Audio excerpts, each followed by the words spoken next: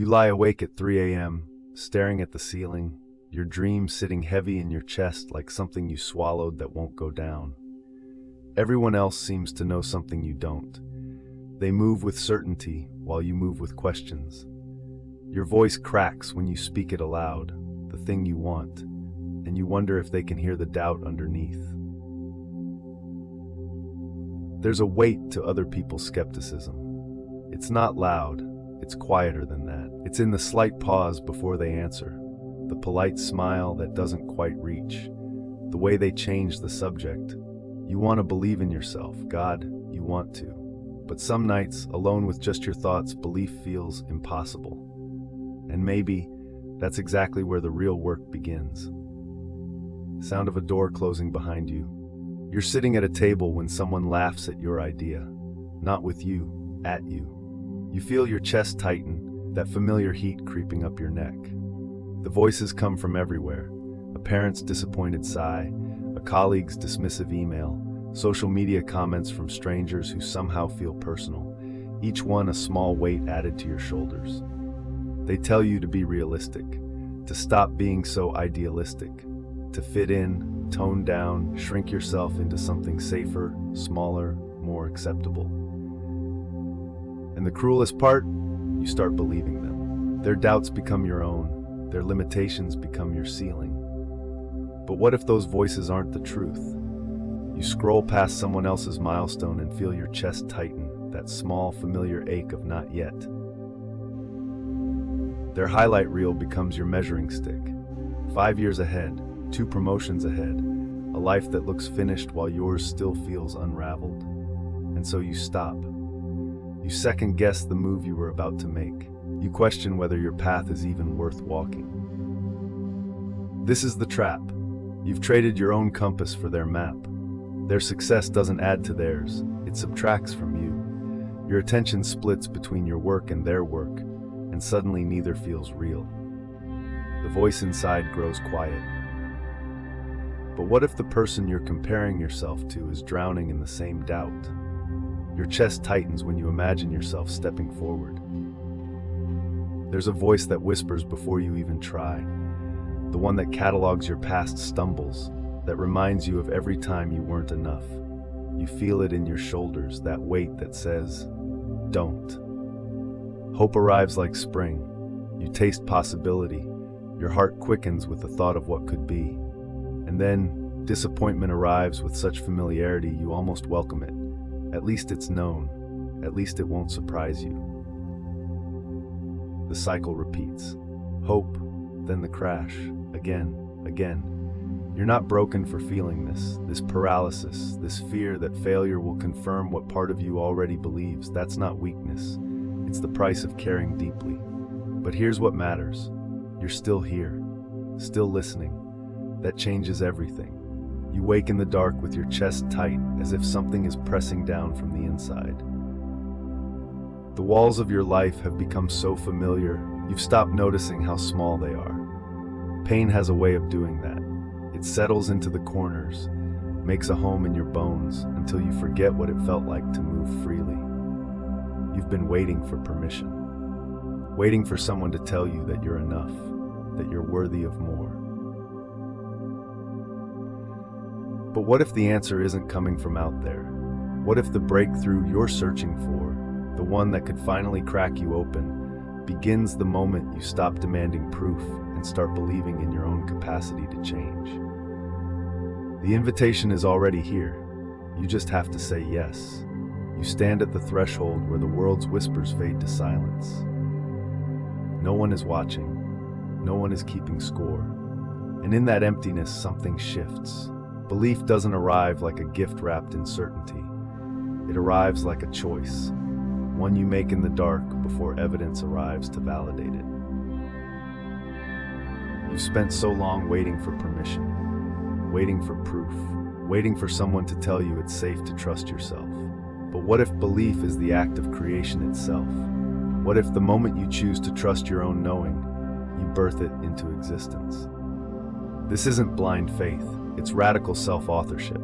It's you deciding that your inner compass matters more than the map everyone else is following. The question isn't whether you'll be believed. The question is, will you believe you? There's a moment when you realize you've been carrying someone else's voice in your head, speaking their doubts as though they were your own truth. Where did these stories come from? Not from you, not from the person you actually are. They arrived quietly, maybe in a classroom, or around a dinner table, or in the spaces between what you were told you couldn't do. And here's what matters. You get to ask yourself now, who am I without them? The patterns that shaped you don't have to define what you become. Your past is evidence, not destiny. Your mind is still open, still capable of holding something different. The question isn't whether you can change. It's whether you're willing to listen to yourself long enough to find out. There's a moment when you catch your reflection in a window and don't recognize yourself. Not because you've changed, but because you're seeing yourself differently. That split second is everything. Your mind is not a mirror passively reflecting reality. It's a sculptor. The thoughts you carry, the stories you tell yourself about what's possible, they carve the very world you inhabit. When you shift the narrative, the external world begins to rearrange itself around you. A setback becomes a redirection. A rejection becomes selection. The same circumstances, the same day, the same moment, but filtered through a different lens, it becomes unrecognizable. You've experienced this. You know this is true. And if your perception can transform the present, consider what else becomes possible. There's a voice in your chest that speaks before you even know you're listening. The one that whispers you're not enough, that your stumbles prove your unworthiness. But what if that voice isn't truth? What if it's simply habit? Self-criticism doesn't sharpen you. It erodes you. Each harsh word you direct inward becomes a brick in a wall between you and your own potential. Growth doesn't happen through punishment. It happens through presence. Compassion toward yourself isn't weakness. It's the ground where real confidence takes root.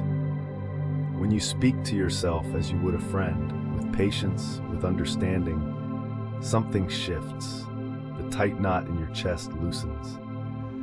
This gentleness isn't indulgence, it's the foundation. And from there, authentic belief becomes possible. You're standing at the edge of a choice you didn't know you could make. Everything you've been waiting for, that approval, that external nod, it was never the destination. It was just the compass pointing you away from yourself. And now, you're turning around. This shift isn't comfortable. Your body will resist it. Old patterns will whisper familiar promises. But notice what's different now.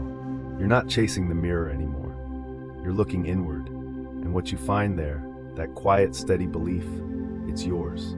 It doesn't expire.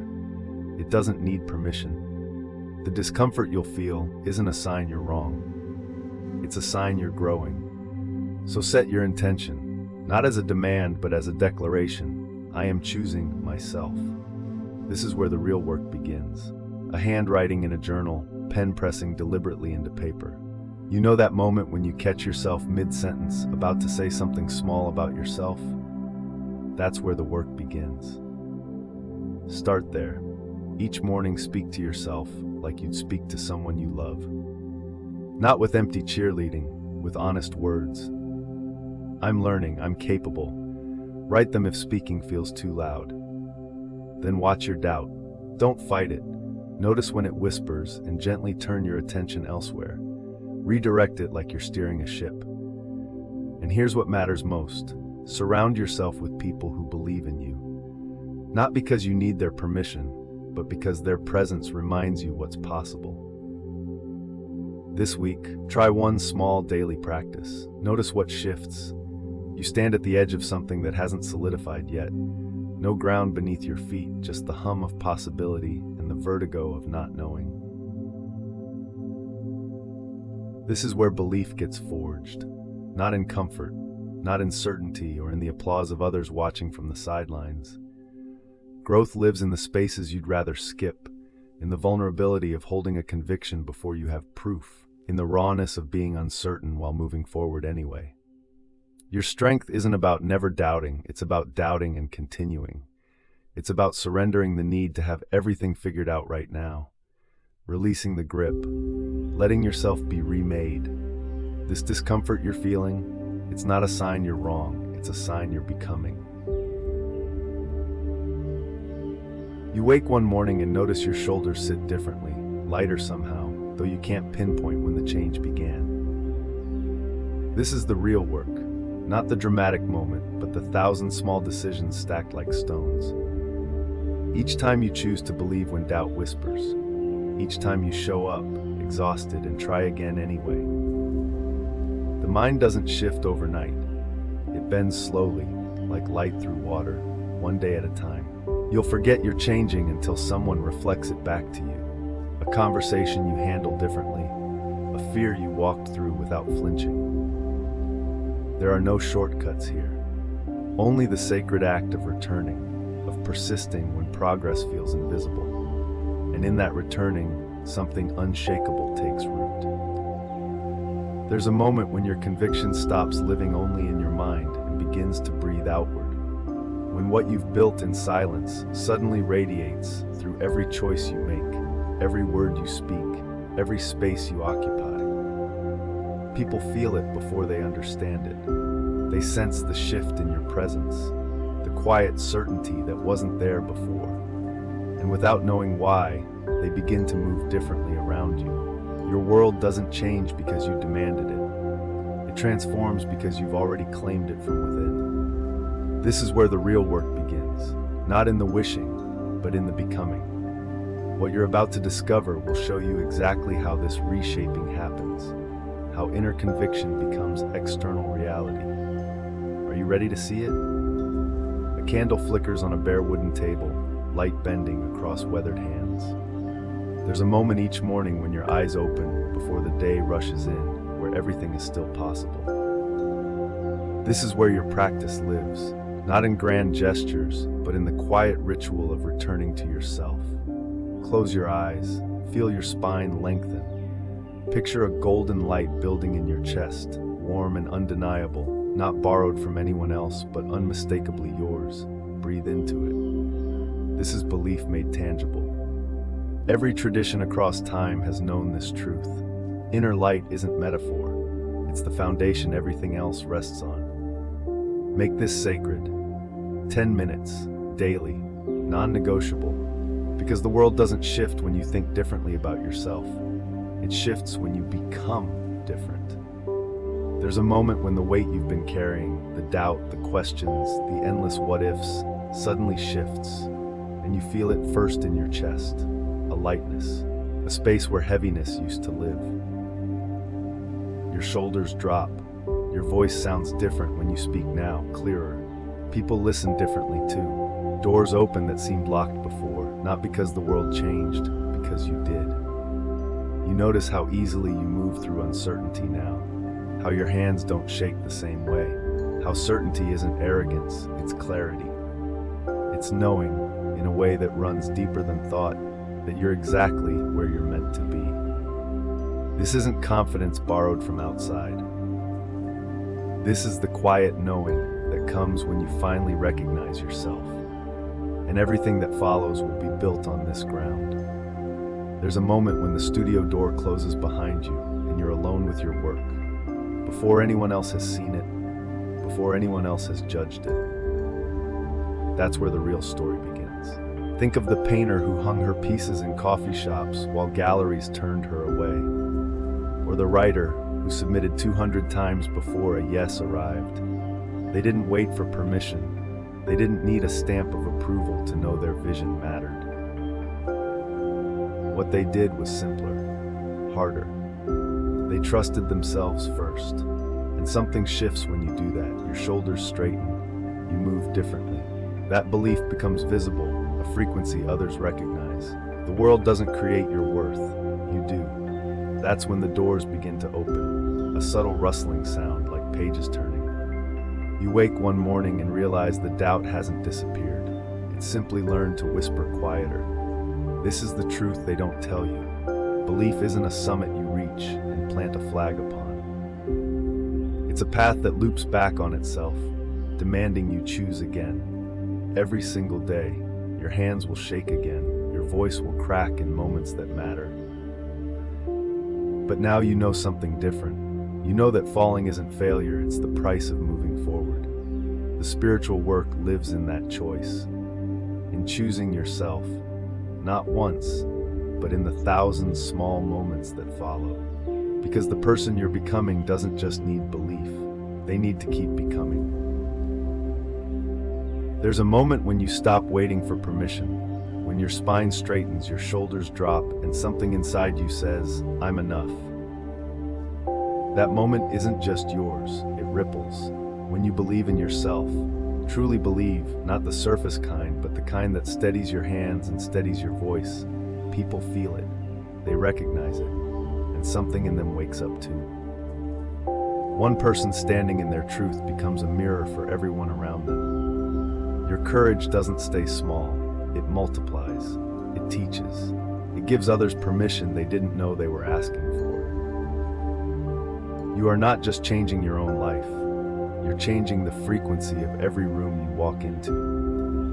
The question isn't whether you're ready to inspire others. The question is, are you ready to show them what belief looks like?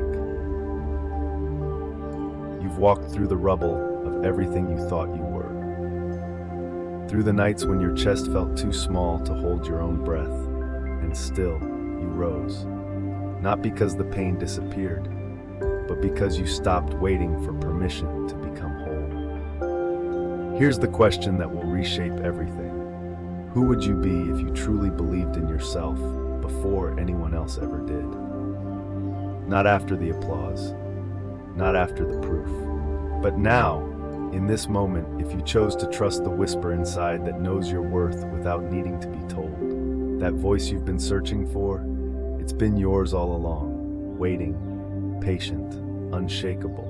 Hold that question like a compass. Let it guide you home to yourself, because the world needs what only you can become. Each small action, each show up, each breath held against exhaustion, each time you choose the work over the comfort, becomes a single flame, tiny, barely visible against the surrounding dark. But something extraordinary happens when you refuse to stop. One flame touches another, then another. Pause. The darkness doesn't flee in terror. It simply yields. Not because you roared, not because you demanded transcendence, because you stayed. Your consistent, unglamorous effort has become luminescence. The spiritual awakening you've been chasing wasn't hidden in some distant epiphany. It lives here, in the repetition, in the small surrenders, in showing up when the work feels invisible. The light is not arriving. You are becoming it. And now, something inside you has fundamentally shifted.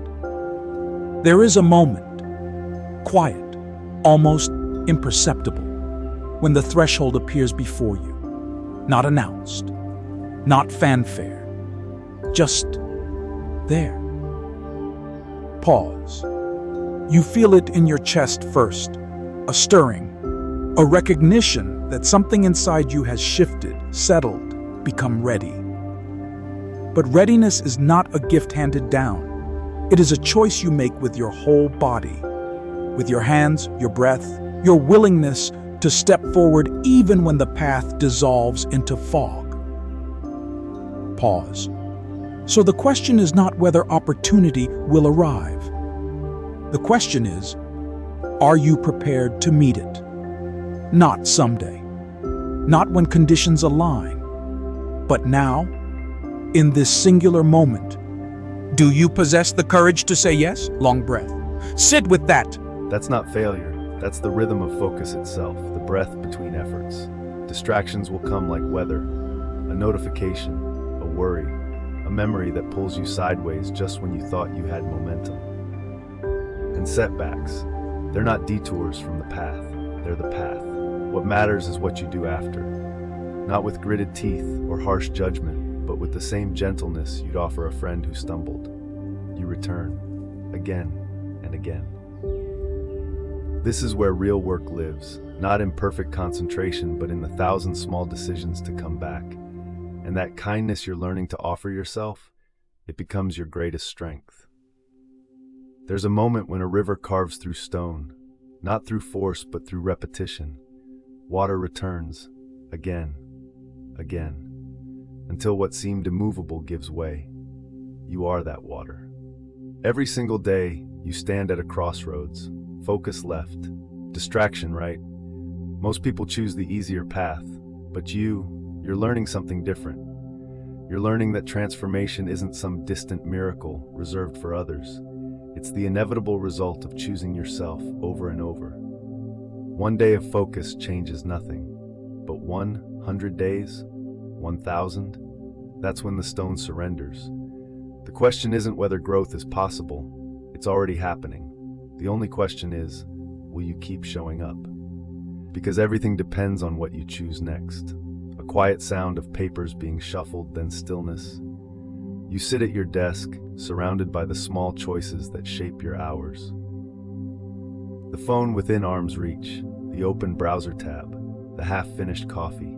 These aren't obstacles, they're invitations you can redesign. Start by reshaping your space. Move the distractions further away.